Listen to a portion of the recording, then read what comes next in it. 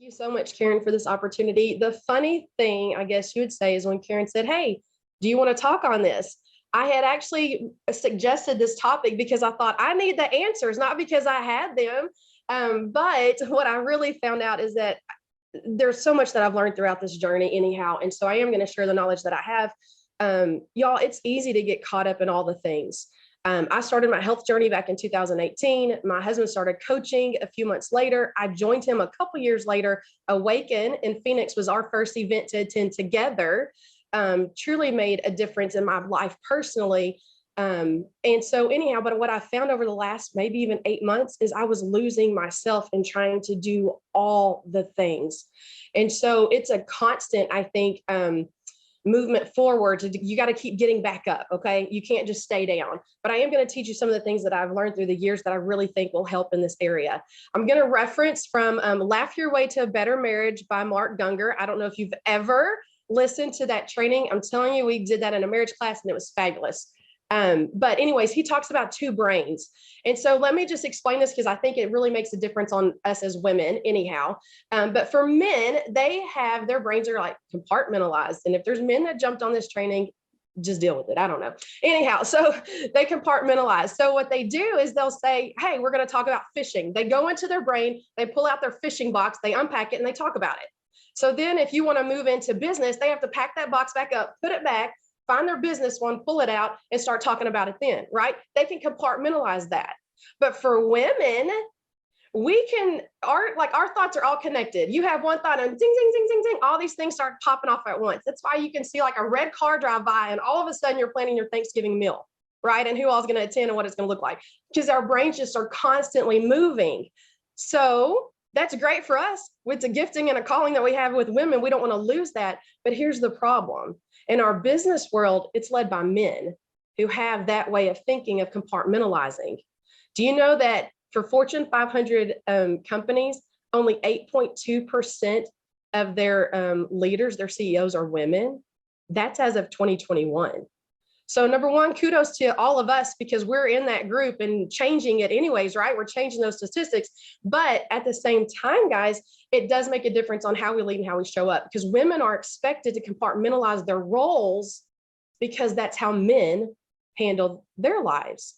Y'all, I actually had at a former job, a boss tell me that I had to choose between being a mother or a director at the agency. Nobody told him he had to choose between being a father or a CEO. And if I could say, if the fathers that were CEOs stepped into their role, maybe the mamas didn't have to give so much in the home, right? That's a whole nother training though. But the question is, how do we overcome this? Number one, you have to know who you are. You have to know your identity. We have lived lives and been told so much that we have to compartmentalize. Wear this hat right now, wear this hat right now. The truth is, it's all one person. I'm one person.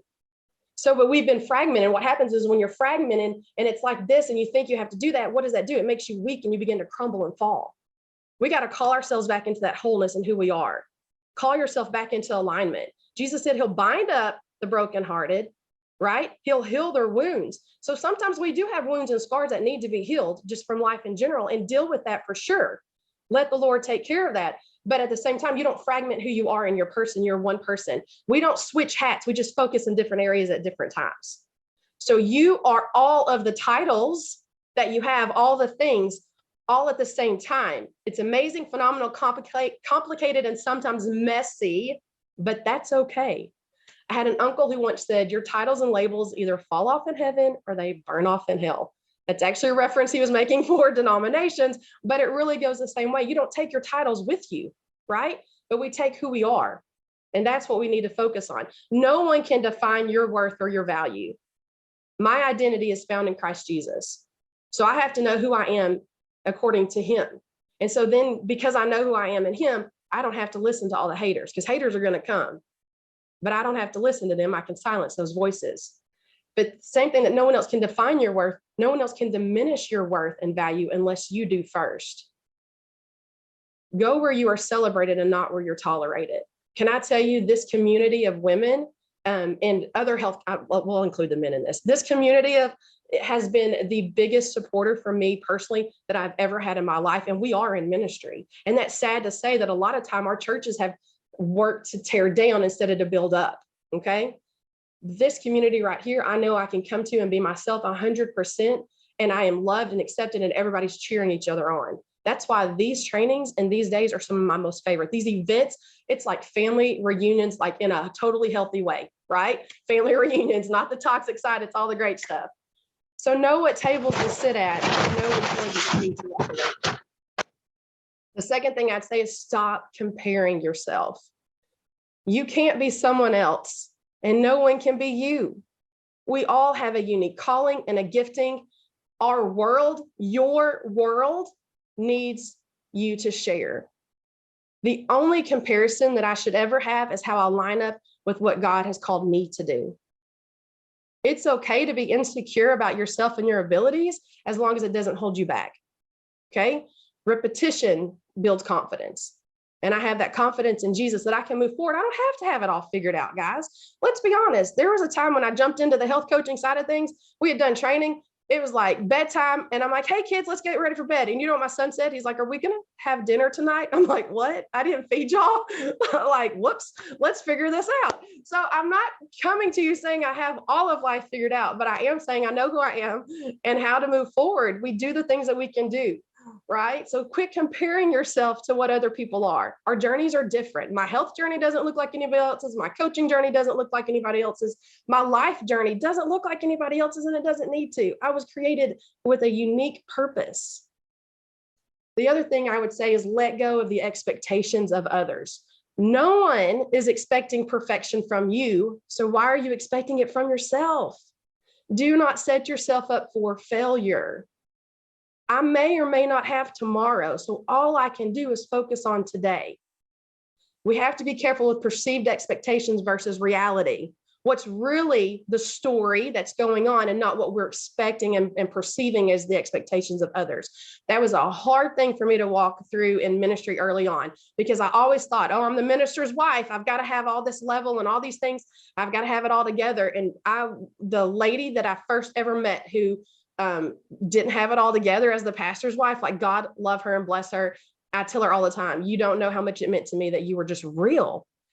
I had all these expectations that I had put on myself in roles that really the other people weren't necessarily putting on me. I just thought they were.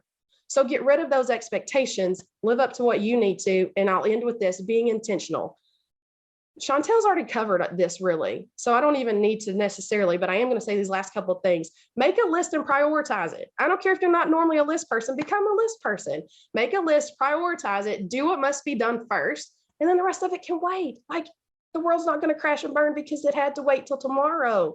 Okay, I promise. Free yourself of that. And then definitely scheduling your time that's important to you. We do the same thing. In fact, Chantel got on the phone with me early on when I jumped into the coaching side of things and said, help. I was just like, help. I don't know how to be all the things. And she said, get organized. I'm like, well, I felt like I was, but now I really am.